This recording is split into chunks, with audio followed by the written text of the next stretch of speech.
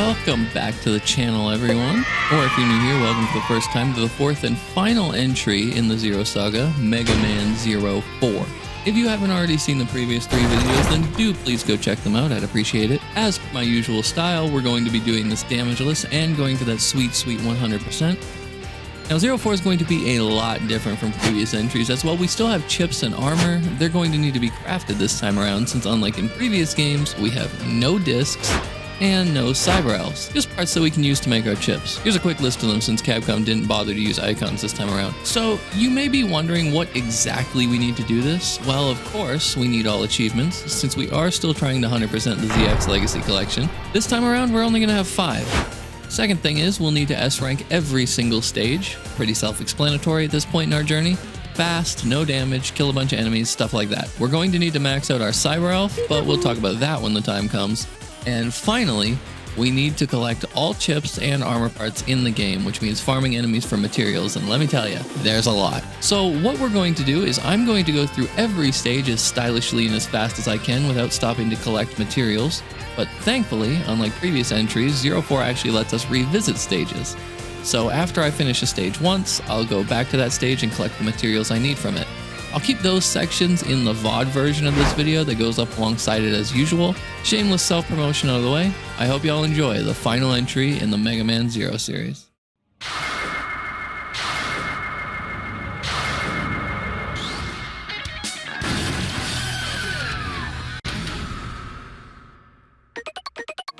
We kick off with a bit of lore from the perspective of a new character that we'll be meeting in just a sec, but what I find most interesting is how the cutscene is voiced. It is in Japanese, but it is voiced. I don't know why, I'm just kind of shocked. Regardless, when we reconvene with our heroes, Zero and CL are chasing after a caravan outside of Neo Arcadia, which is still being run by Weil. Personally, I feel like while 03 would have made a nice conclusion to the series, with Dr. Weil still out there, it just wouldn't have felt complete to me, so I am glad this game happened.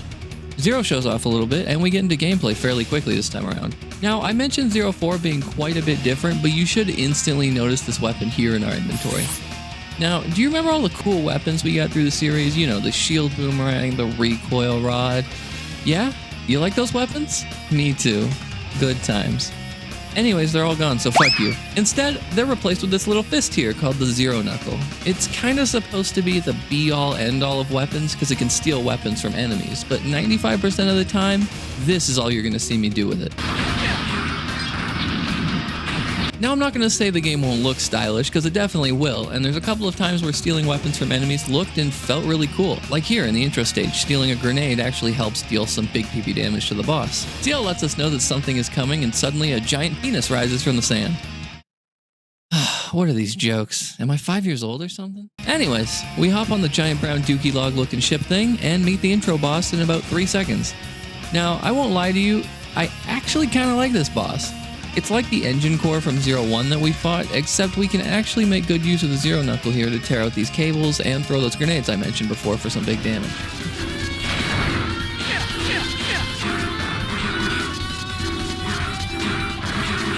After it goes down, we're hit with the ever-important results screen that we've seen a million times and get ourselves the S rank. Also, can I just direct you to this clear time here? Was this the fastest intro stage in any Mega Man game? Someone let me know if there's a faster one. We meet up with the people we just saved and can instantly see the hostility between these humans and Zero. CL comes over and the red-haired girl instantly recognizes her and introduces herself as Neige. She says that she's a journalist, well, used to be. She tells us that she's heard stories about our exploits and we're supposedly very dangerous, and I mean, with the kind of scowl Zero's making in this game, I'm not really surprised anyone would think that. Neige lets us know that she'll be going and CL's like, where the hell are you gonna go? Do you see where we are? Zero asks why she doesn't just go back to Neo Arcadia, and Neige tells us that some hero just had to go and kill X, so now with Weil in charge of Neo Arcadia, it's become one big shithole.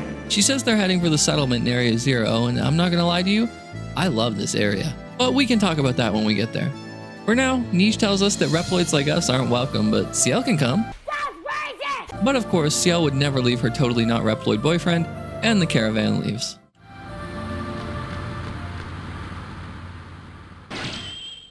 CL and Zero meet back up in their new on-the-road command room, and CL looks at Zero with a face you just can't say no to. Then she's like, you thinking what I'm thinking, Zero? Zero incorrectly guesses pancakes, but no, more work as always. First things first, however, we're going to go ahead and stop by the lab and talk to our good buddy Servo. He doesn't have anything for us this time around, just explains the zero knuckle because punching robots is cheaper than therapy. We return to the command room and ask CL if she's figured anything out yet, and she says she has. It's not far from here. And then she explains that Area 0 is where the space colony Eurasia crashed down all the way back in X5. And as somebody who loves lore when it comes to games, I just found this to be such a cool callback. Apparently, an environmental system from the colony has caused life to return to the area, making it actually habitable, unlike the absolute waste normally outside Neo Arcadia. Suddenly, our operator begins detecting Weil's reploids in Area 0, and you know when Zero hears the name Weil, he's instantly ready to throw hands. Now let me just quickly direct your attention to the top right of the screen. This is where we're going to have a list of parts we need to collect in each stage and how many.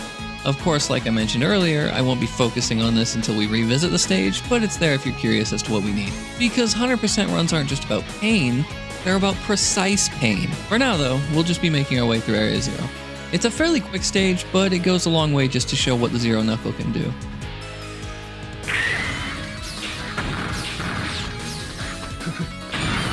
We'll swap to the Buster once in a while, but for the most part the Knuckle is all you need. Besides the EX skills, of course. Once we reach the end of the stage, we can take down the first boss, which may look a little familiar to anyone who's played Mega Man X2. It's actually mentioned in the database when you check the boss's entry that it's made with ancient blueprints, being a reference to that old boss from X2. He proves his legacy like a true intro boss, fast and forgettable. In the next room, we encounter a little cockatrice and Zero remarks, "Looks like I missed a grunt." "Damn, Zero, that's cold." We don't get much time for conversation as the entire roster of this game's bosses makes itself known right away. These are the Adine Harriar, and I'm not gonna lie, seeing these guys standing here like this might make even Zero feel a little nervous. Zero? What are you doing? Is that Reploid Tinder? Who am I kidding? This man ain't scared of anything. Suddenly, a new player enters the ring.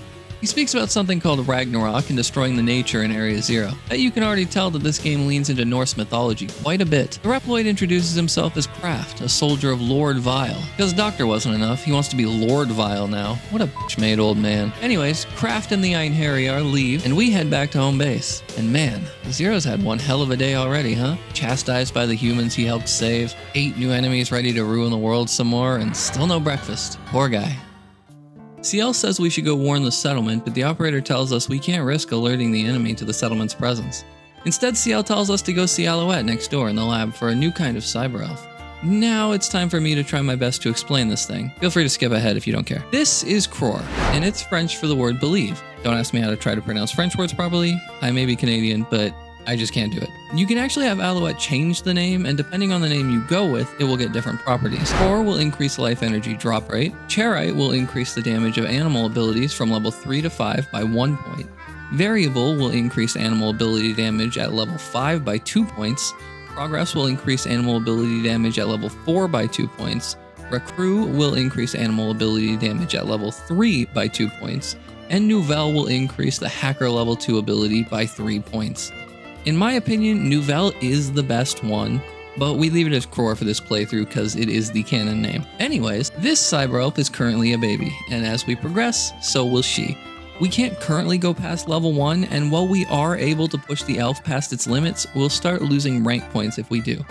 Eventually, we'll be able to mix and match tons of different skills for each elf, and honestly, this is probably my favorite way cyber elves were used in any of the 4 games. Here's some quick infographics I threw together if you're curious about what each elf does for us.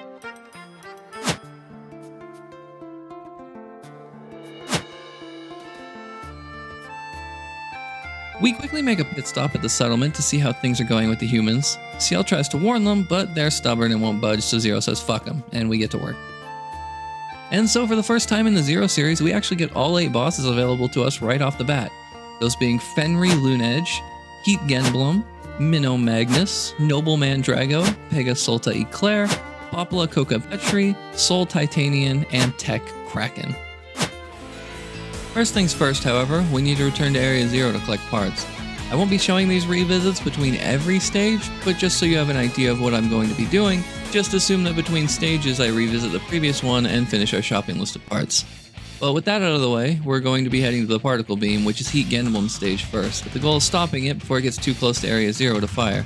Definitely a good one to start with since nothing says good morning like a giant death laser. This stage is pretty fun to play since we actually get to make use of our zero knuckle weapons along the way.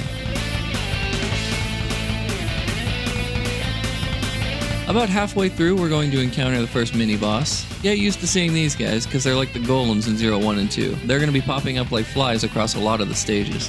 He shows up, breathes fire, dies. Classic mini-boss behavior. After this fire dragon bird guy goes down, we're dropped through the floor and right in the way of the particle beam. Oh shit, not good. It's not too hard to avoid, but mainly I want to talk about this item here, Titanion. This material, funnily enough, is pretty important for lore reasons, since the OG Mega Man is actually made of this stuff. This is going to be one of the only parts in the game that I'm pretty sure is a finite resource, so we definitely want to get our hands on all of them.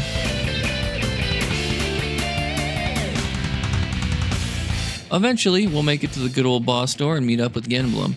He says humans are stupid, and honestly, fair. This fight is pretty straightforward since we don't have any EX skills yet, but if you get lucky you can zero knuckle him and then Z-saber him for decent damage like the intro boss. After some jumping around, we give him the old turtle soup treatment and claim that S rank as usual. For beating him, we get the EX skill Flame Fang and Core levels up. Now, we may not have discs or anything to collect, but we will make a couple of pit stops here to the lab to evolve Core, here to this soldier, here at the settlement, this little girl, and finally this tent, all for a recipe each. I then go ahead and equip the Flame Fang EX skill we got and activate the level 1 animal on Core for the faster running speed, and after revisiting Genblem stage, we choose to go to Fenri next. The operator tells us there's an old cyber elf research lab and they're waking up, some of them being quite dangerous, so we need to go clean house and mechanolides. Alright, I have a lot to say about this stage, guys. Holy fuck, I hate this stage. Someone asked me back during 0-1 which stage gave me the most trouble, but it's this one, and it isn't even close. This is the most frustrated I had been up until this point in my entire life. This stage took me so many tries to do Damageless, upwards of 75, and it didn't help that Fenri is the most ass boss in this whole franchise. Okay, maybe not, but I genuinely hate the first fight with him because there's ice in the boss room. I mean, who the hell came up with that, Capcom? Because they shouldn't have a job anymore. Oh yeah, let's put banana peels in a boxing ring. Okay, I'm done. Anyways, where were we? Alright, Fenri. So, Fenri is tough.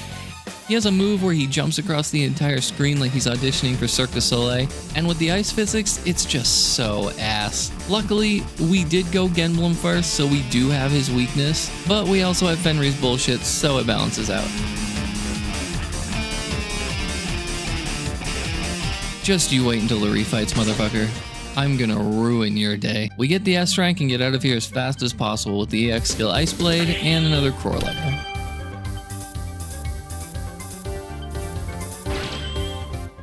For this next stage, we're going to my personal favorite Maverick in the whole game in terms of design, Pegasolta Eclair. No, he isn't a donut. Eclair actually means lightning in French, and honestly, Pegasus Lightning is a good-ass band name.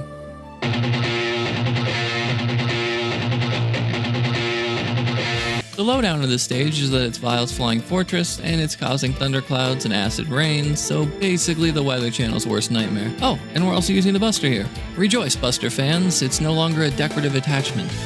When I first tried this stage, the Buster was the furthest thing from my mind, but routing it made me realize that the Buster's actually really cracked here. Eventually, we run into another dragon bird thing, and this time he's green and spews lightning.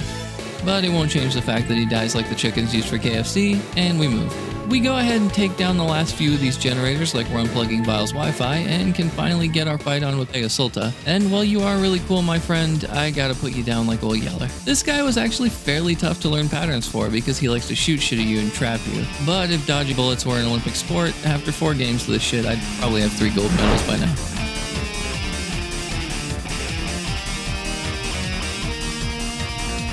Eventually, we put down the pony and S-rank the stage. This time we get the EX skill Thunder Stab, which is such a good skill, and the 3rd Core level. They grow up so fast. 1 minute they're a baby, the next they're helping me commit war crimes. Oh, I'm a proud father. After I evolved Core a few times, it's time for us to craft some parts. And the most important one, like in 03, is the double jump, because jumping once is never enough. With Core level 3, we changed our elf configuration to use the level 3 hacker for the +1 damage to Buster, Saber, and Knuckle. Then we head for Soul Titanion stage, where we're told Weil has taken over an artificial sun used for weather control. He's using it to spread the desert. Weil's climate plan. Step 1. Make everything suck. This level has an interesting mechanic where we can't stay in the sun too long. If that number hits 100%, we take damage, and me and damage, we're not really on speaking terms. So we put some SPF 50 on 0, and we start. Double jump will come in handy in this stage, but that's double jump just being the best thing in general. You can see here our new EX skill from Pegasolta in effect. It's like Zero's downward stab from 03, how it spreads electricity across the ground, which is super good for murder. After a bit, we reach the mini-boss, and this guy maybe drops a part we need. Keyword is maybe. RNGesus take the wheel on this one. We didn't get lucky here, so we cry, we cope, and we revisit later. Not much after that, we reach Titanion, and she says she wants to make us sweat. Now normally I'd be into that, but we're basically standing on the sun. She ends up being one of the easier bosses once you realize that she's allergic to our new EX dash slashes. Zero adds her to our butterfly board, and with that, we get a lovely little S rank, and the Burning Shot EX skill. The first Buster EX skill, and yes, it will be used eventually. Of course, our little precious elf child levels up once more, and we move. CL hits us with the pouty face and says she was worried about us. Resistance is futile. In fact, it's so adorable, it makes me almost forget that under her orders, I've killed 4 games worth of Mavericks and toppled an entire government. Suddenly, we get an urgent call. Reploids converging on Area 0. Zero springs into action, and it's time for our intermission stage. Now this stage has an item in it called a moloid, and you need at least 3 of them. You won't be able to get this item again until the very end of the game, which makes it useless, so if you want to be able to craft everything before endgame, you'll need to make sure you farm these guys, and get 3 of them. We're putting out fires and saving ungrateful humans. Just another Tuesday for Zero. Ever since Sigma punched him, he's been on his good boy arc though, and even at his worst mood, he wouldn't let these people die.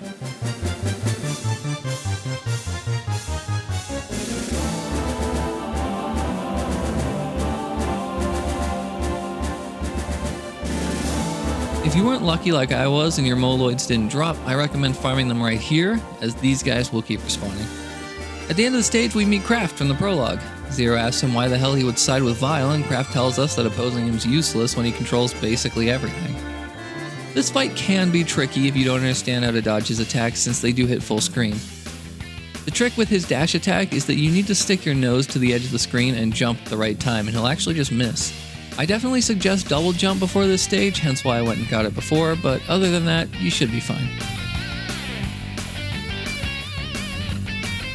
We got our S rank and no goodies from Kraft, but then Zero pauses a moment and asks why he's being a bitch. He wonders why Kraft is holding back, but that's when Niche shows up. She says both Zero and Kraft are doing nothing to help. They're all the same, fighting the same stupid wars they always have. This is when we see Niche and Kraft have history. Apparently he made a promise to her that he would protect humans. Somehow he says by doing this, he's keeping that promise. All before grabbing Niche and running off. CL lets us know that everyone is safe, and Zero asks her to track Kraft, which she gets on immediately. One of the settlement's residents shows up and starts talking his shit about Niche, and Zero's tolerance for these people finally hits, well, 0. She put her life on the line to stop the fight and save you. Look at you cowering in fear, no different than the Neo-Arcadians you ran from. If that's how you're going to act, then just go back there. Or something along those lines. With that, CL calls us back, and we're off to save Niche. When we get back, CL lets us know the place Niche is being held is just west of here. Before heading out, I do make sure to craft the rolling parts, since it'll be super useful in this stage. CL wonders if doing this will even matter, since the people in the settlement suck, when suddenly we get a surprise phone call from said settlement asking Zero to please save Niche. We finally set off, and honestly, the backdrop for the stage has always been really cool to me. Nothing says impending end of the world like a beautiful moon into a sunrise later in the stage. Besides that, there isn't a whole lot to say about this stage. We just need to go through the area, breaking these fans, and before you know it, we'll reach the mini-boss. This thing happens to be another reference, like the boss that was referencing X2 from earlier.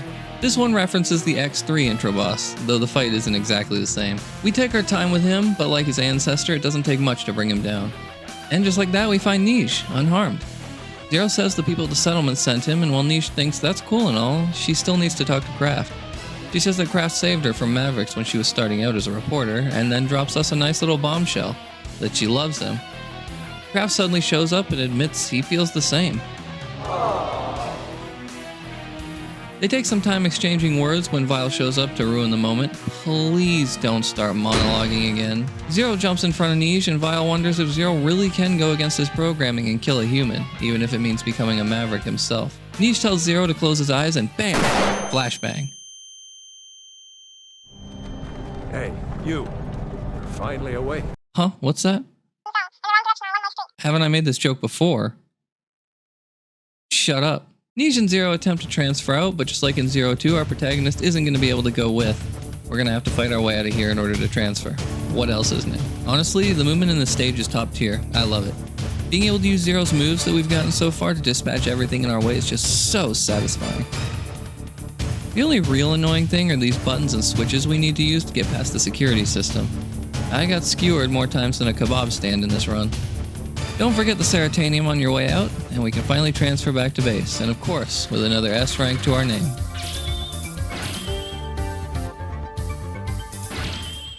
I go ahead and craft Quick Charge 1, 2, and 3 between stages and get briefed on our next location, a forward base for Weil, and they're using plant-like nanomachines to spread their bullshit again.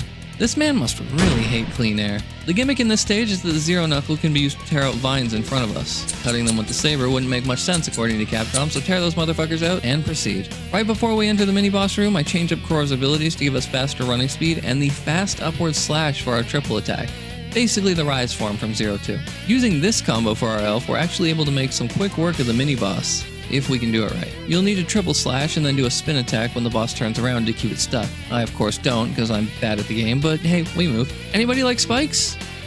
Right here we can take the top off this enemy and rise up to get our second sub-tank. After that, it takes almost no time at all till we're at Noble Mandrago and we start our fight. Also, they mentioned draining us dry and wow. Let that one sink in. Okay. Depending on how the boss feels today, this fight could last forever, depending on how much they want to drill into the walls. They drill the walls, I drill them, pause. But like the last plant-based boss we fought in the series, it takes almost no time at all, and we claim that coveted S rank. Not to mention the EX skill Sky Chaser, the final one for our saber, and of course our little elf grows up some more. Next up, we move towards Tech Kraken. Never been a huge fan of this stage. Honestly, most water stages in the series are pretty middle of the road for me personally. Our mission, if we choose to accept it, is that there's a giant drill sub with explosives on board and it's Zero's job to stop that bitch. And of course, there's always a gimmick. This time, the gimmick is that we're timed. There's a big old 140-second timer in the top right-hand corner that you might miss if you're blind. But honestly, it's not a huge deal, because as long as you follow the right path, you're fine. We're gonna run into our third bird dragon, and this time it's the ice variant. Place your bets as to whether or not this will take any time to take down.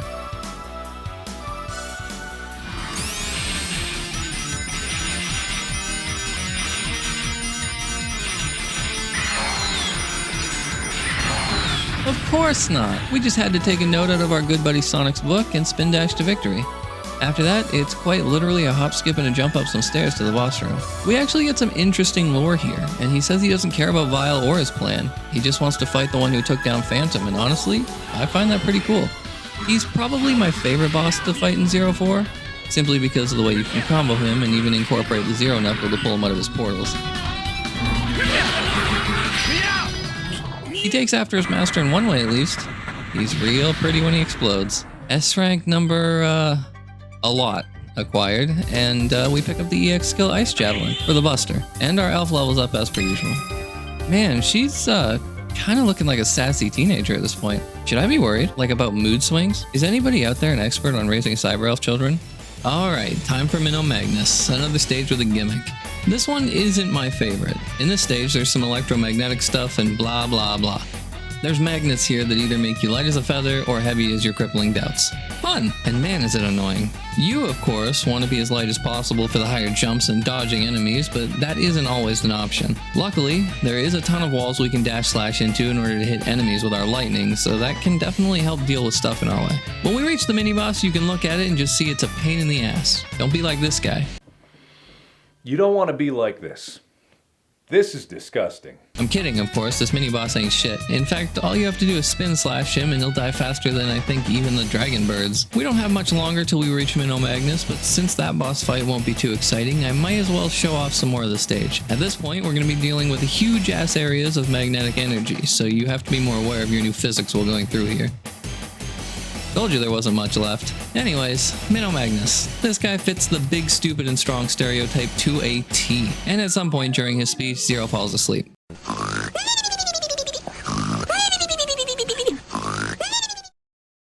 When we wake back up, the fight starts. If you remember Calvarian from 03, with these big-ass enemies, there's not a ton you can do to combo them without putting yourself in the line of fire. Luckily for us, Mino is a big idiot, and this fight wasn't too bad thanks to us crafting the quick charge chips.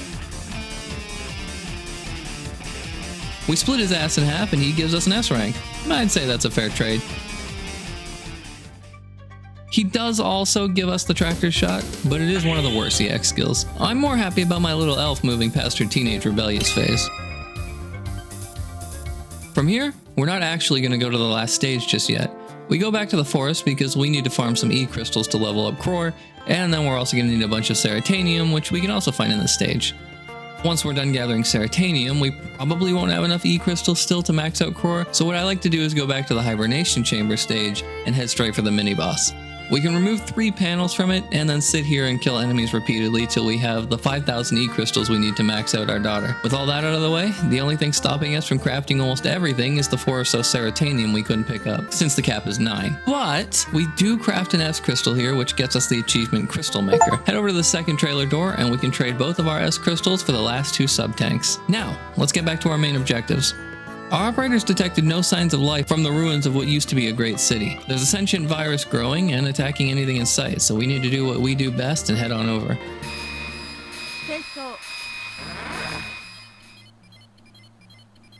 We need to access the computer room and the control tower here in the city. Kinda funny how the Maverick we met first is the one we'll be killing last. Now, normally this stage would take some time to ride platforms around and be nice and slow, but no. Who do you think I am? I got double jump. Still, I'm not keen on Zero entering pancake mode, so I tiptoe through the moving blocks section. Eventually, we're gonna run into our mini-boss, quote unquote. It's literally a tower you pull panels off.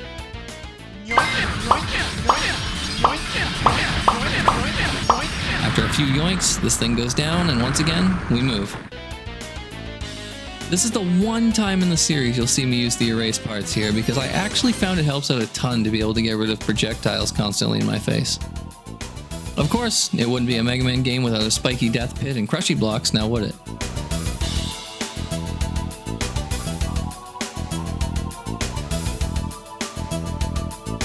But hey, we finally reached Cocapetri's boss room, or should I just say Grunt's boss room, and man, Zero was right. He really is a grunt. Literally no effort at all. Though, hey, I'll give him credit. Normally he puts up even less of a fight than this, so good on you, Mr. Chicken.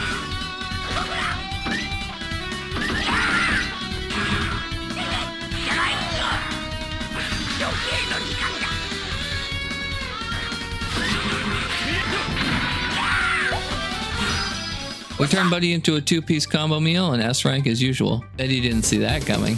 Just like you won't see me coming unless you subscribe to my OnlyFans. We get Time Stopper, and our little elf becomes a full-fledged woman, or AI. Regardless, that's all 8 bosses. With everything done, Area Zero is safe, and nothing could ever go wrong again. Ignore the fact that this video has like 13 minutes left. Look, even CL says Zero can take a break. Man, it's been so long since we got to relax. I think I'll go get a drink and... Oh, come on. We get word from Resistance Base that there's a huge energy signal. It's heading for Area Zero, and then suddenly, our comms are hijacked by none other than Dr. Weil. He says the 8 Mavericks we killed? All distractions. And guess what? Ragnarok is a giant death laser in the sky that he's going to fire directly at Area Zero. Somebody, please, nerf this man. Suddenly, someone else joins our call, and it's none other than Craft. He says the only one doomed is Weil, and he reroutes the laser straight at Neo Arcadia. Ballsy move to say the least, but there's innocent people there. CL orders the Resistance to help evacuate Neo Arcadia, and our operator finally gets the coordinates so we can forcibly transfer to Ragnarok. Everything has gone to even more shit than it already was. Zero says hold my beer, cause when shit happens, someone needs to clean it up. From here on out, we're in the endgame. Just a few stages to go before our refights and the end of the series. I'll give it up to Capcom here. This stage definitely makes you feel like Zero, especially when you have so many parts to choose from and can deal with any incoming threat.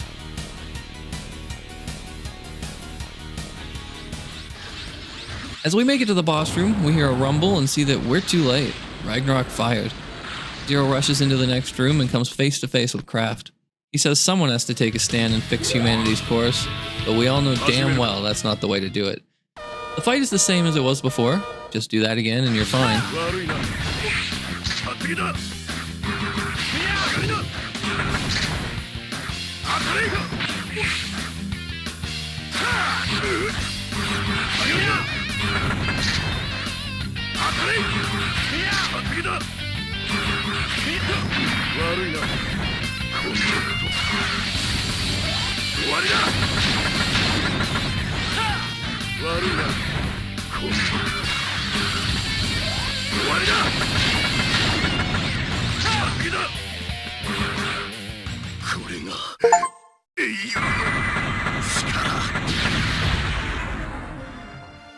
As Kraft explodes, we're treated to the S rank. Zero speaks from his heart here as he tells Kraft that the only ones who can change the world are people like Ciel and Neige. Reploids like he and Kraft are designed for war, and can only lend strength to those they trust. Kraft backfires by asking who are we supposed to trust? People like Weil who try to conquer the world, or humans like those in Neo Arcadia who do nothing while the world faces ruin? Zero says he made a promise to someone who believed peace between humans and Reploids was possible, and he believes in that friend. And he believes in the people his friend believed in. He's clearly talking about X here, and it is really cool to see Zero no longer questioning what he's been fighting for since X4. Before dying, Kraft asks that we watch over Neige and the other humans. When we return, we see just how much damage Ragnarok caused to Neo Arcadia. The city is decimated, with nothing but rubble in its place. Weil is nowhere to be found, and it seems like things may finally be over. Suddenly, Ragnarok begins accelerating towards Area Zero. Technically, if we assume Weil and Kraft are dead, we don't know who could be doing this, but it is Weil. We can't transfer back to Ragnarok because only the control room is connected. Neige gives us some coordinates into an area of Neo Arcadia where we can go in order to get back up to Ragnarok. But while the world's about to become a wasteland, we need to revisit Petri's stage again. This 100% is important. Anyways, after our revisit, we head to our new coordinates, and oh boy, this stage is long.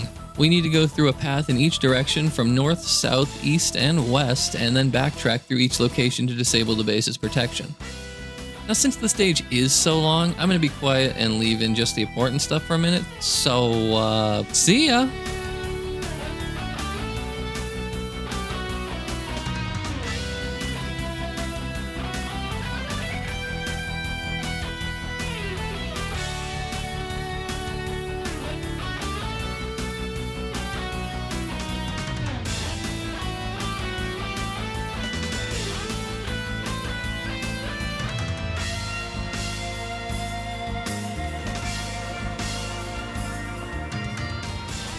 I struggle to call this next enemy a boss per se, but technically it is.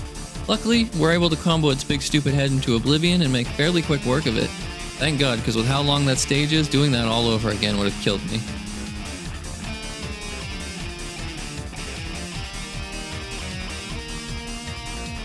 He does start bouncing around, but we break him like we broke the rest of Weil's toys. And look at that stage time. Almost 4 minutes. Hot damn. Time for our second to last mission. Not a huge fan of this one either. Ciel explains that she's going to turn Zero into data, and he's going to head into cyberspace and disable protection on Ragnarok. Easy enough. I don't have a whole hell of a lot to say about this stage besides everything here is on a cycle. A single mess up means everything will be off, so we need to make sure we either go as fast as possible so we can hit those cycles, or you can be like me and play it a bit slower. Just take your time getting through everything. You can really tell we're almost done with the game since I'm running out of things to say and jokes to make. But yeah, this stage just kinda sucks. But hey, we make it to the boss, and I do have a little bit of advice here. I think I mentioned it earlier, but if you want to, go ahead and equip the Cyber Elf that pulls you out of pits. It can be very handy during this fight if you make a wrong move, or even if you just want to purposefully jump in the pit to dodge an attack. Other than that, this boss ain't shit. We get our S rank, and that'll be my vile shaming resume now complete. When we return, Ciel says this is it. We can't fail. The whole world is counting on us. and to please come back. Zero doesn't even reply here, and we can feel just by that simple little gesture that this really is the end. We craft everything there is left to craft in the game, and we make our final transfer, Core of Ragnarok, where this all finally ends. Like I always like doing at the end of these games, I am going to leave you guys to enjoy the final stage montage for a bit, but while I do have you here, don't forget to subscribe, like, and all that. Helps out a ton. See you all at the final boss.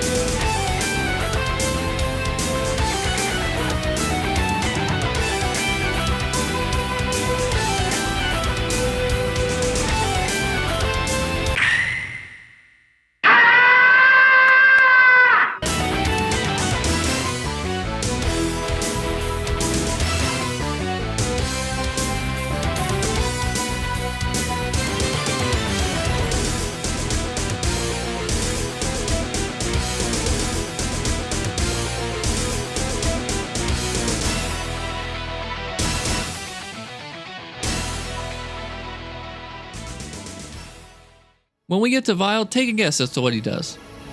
He begins Monrai. Glad to see you and I are on the same page. He finally shows his face to us, and damn, you don't look so good there, buddy. I mean, you were ugly before, but this is even worse. He tells Zero all about his regenerative suit and everything, and just how he survives so long being a mere human. But let's shut this shit all down real quick. We need to teach this old man a lesson. He transforms, and we begin phase 1. Gonna be honest with you guys, for being the final boss of the series, he's not too much trouble. Omega was definitely more of a worthy final boss, but hey.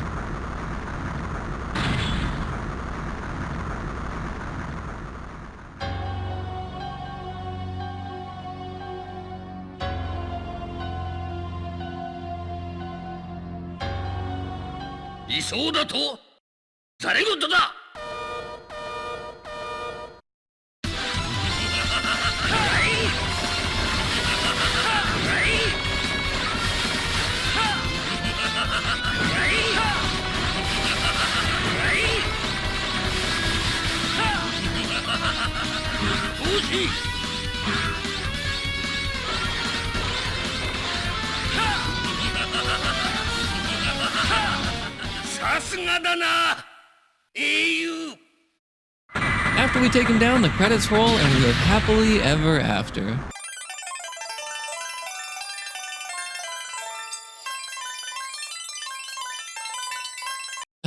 No, obviously not. There's always a phase 2.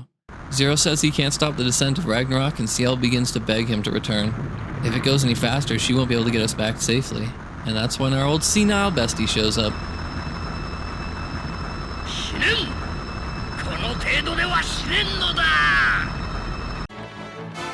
How many times do we have to teach you this lesson, old man?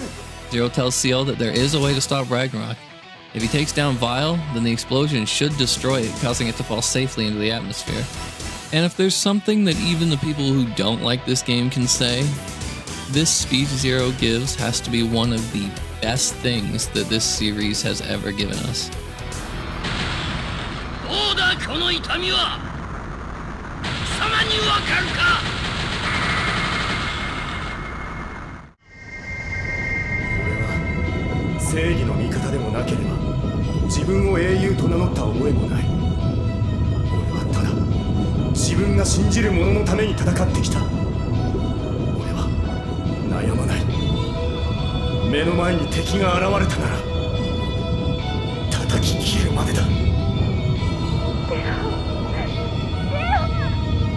シール、俺を信じろ。終わらぬ悪夢だ。危ないな。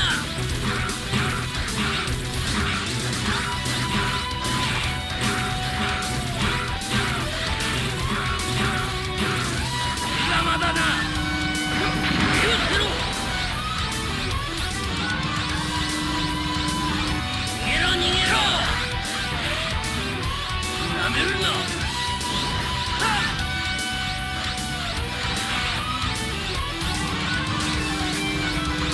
逃げろ逃げろ。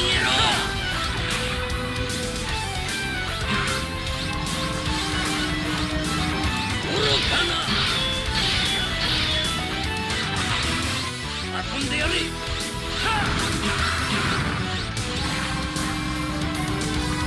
愚かな。このわしが人形の時に滅べ。滅んでしまえ。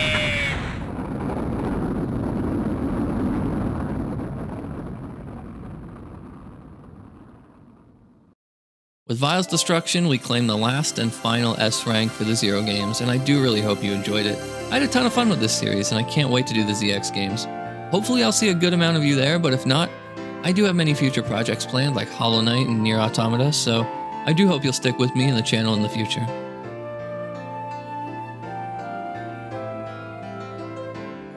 As Ragnarok breaks up in the atmosphere, Ciel attempts to call for Zero, but is met with only static. Ciel runs for the door, still hoping that maybe she'll see him, but we all know how this story ends. She rushes to the settlement, and Servo asks if she had any luck reaching Zero, but he already knows the answer. Everyone laments that things were finally starting to get better. Reploids and humans were finally starting to unify. Ciel says it's okay. She's sure Zero's out there somewhere, and one day he'll come back. Ciel runs off by herself and gazes up at the rubble of Ragnarok falling from space, and the credits roll as Ciel breaks down in tears. Finally, Ciel leaves us with one final message to Zero, that he believed in them, and now it's their turn to show that his faith wasn't misplaced. She promises to make the world a better place where Reploids and humans can live in peace. Afterwards, we get one final shot of Zero's cracked helmet in the rubble, signaling the end of the heroes of the Mega Man X series, and the end of Zero's journey of self-discovery and finding peace.